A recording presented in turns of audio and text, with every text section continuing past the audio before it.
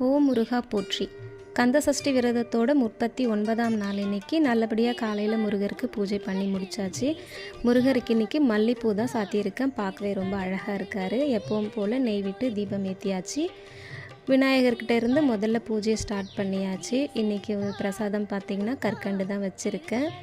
வழக்கம் போல் தூபம் தீபம் எல்லாம் காட்டி முருகருக்கு என்னோடய பூஜையை முடித்தாச்சு. வழக்கம் போல் சொல்கிற மந்திரத்தையும் பாடிட்டு முருகருக்கு பூஜையை பண்ணி முடித்தாச்சு.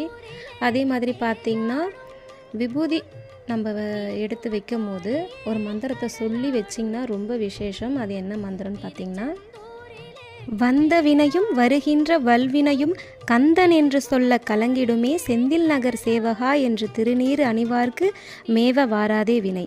இந்த மந்திரத்தை விபூதி நம்ம நெத்தியில் இடும் போதெல்லாம் இதை சொல்லிக்கிட்டு நம்ம வச்சுக்கிட்டோன்னா ரொம்ப விசேஷங்க. நீங்கள் யாரெல்லாம் இதை பண்ணுவீங்கன்னு சொல்லிட்டு சொல்லுங்கள். ஓ முருகா.